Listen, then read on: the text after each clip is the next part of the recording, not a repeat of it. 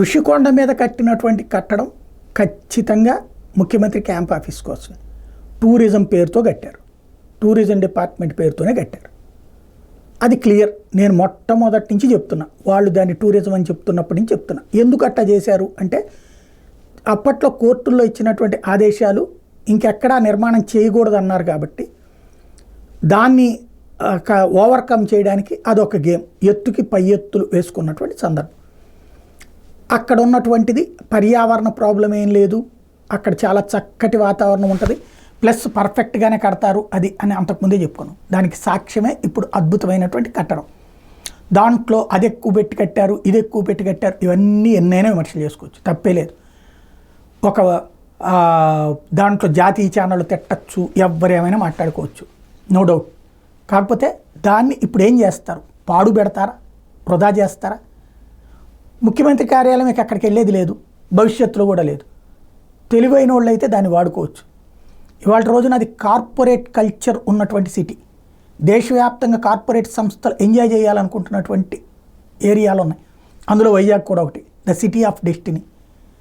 దాన్ని టూరిజం చేత నడిపించినా సరే, ఇవాళ పెళ్ళిళ్ళకి కళ్యాణ మండపానికి కోట్లలో ఛార్జ్ చేస్తున్నారు, లక్షల్లో, 50 లక్షలు వసూలు చేస్తున్నటువంటి ఉన్నాయి. ఇప్పుడు శిల్పారామంలో ఎంత ఉంటుంది? ఆ తరహా ఫీల్ అవ్వండి దానికి, ఏ స్థాయిలో ఉంటుంది అద్దెలు.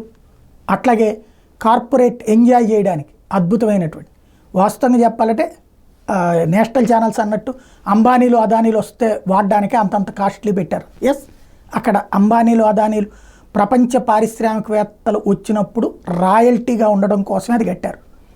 షవర్తో నీళ్లు దోసుకోమని చెప్పేసి, లేకపోతే చెమ్ముతో కడుక్కోమని చెప్పి ముఖ్యమంత్రి కార్యాలయాల దగ్గరకు వచ్చినప్పుడు అంటే అసహ్యంగా ఉంటుంది కదా, అందుకే కట్టారు.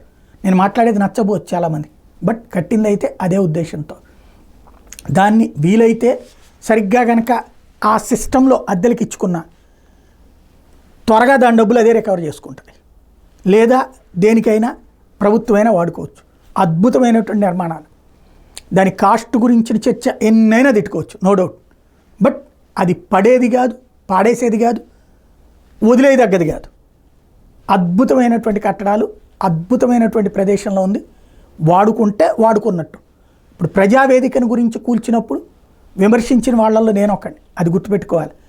దాన్ని చక్కగా వాడుకోవచ్చు, వినతి పత్రాలు తీసుకునేటటువంటి వేదిక కిందకి మార్చుకోవచ్చు, లేదా ప్రభుత్వానికి సంబంధించి ప్రతిదానికి వెళ్ళి ఫంక్షన్ హాల్స్లో మీటింగ్లు పెట్టుకుంటున్నారు ఏ కన్వెన్షన్ సెంటర్లో విజయవాడలో, దాని బదులు ఇక్కడే పెట్టుకోవచ్చు కదా శుభ్రంగా, ఎంత హాయిగా ఉంటుంది. పోనీ అంతగా చంద్రబాబు మీద కోపం అయితే కనుక అందులో మీటింగులు పెట్టుకుంటూ తన ఇది చూపించచ్చు కదా, తన గెలుపుని చూపించచ్చు కదా. కానీ అక్కడ చంద్రబాబుని అవతల తలుచుకోకూడదన్నంత కసెందుకు అన్న కూడా ఆ రోజునే నేను వీడియో చేసి, ఒక ప్రభుత్వానికి సంబంధించిన ఒక శాశ్వత కట్టడం, అద్భుతమైనటువంటి కట్టడాలు అంగీకరించాలి. అమరావతిలో కూడా కరెక్ట్గా పూర్తి చేసి అక్కడ నివాసం ఉండేలా చూడాలనే చెప్పాను నేను. రాజధాని అక్కడ ఉండాలా లేదా అన్న దాని మీద నా భిన్నాభిప్రాయం నాకుంది. బట్ అక్కడ వదిలేయొద్దు, దాన్ని చక్కగా ఒక నగరంగా తయారు చేయండి, వాళ్ళ కోరికల్ని తీర్చండి, వాళ్ళ ఆకాంక్షలు రెడీ చేసి అది ఇచ్చి మిగతాది వైజాగ్కి వెళ్తే కరెక్ట్గా ఉంటుందని కూడా చెప్పాను. ఇప్పుడు ఇది కూడా పాడు చేయడం వృధా, చక్కగా చేసుకోవచ్చు. ఏం చేస్తారో చూద్దాం.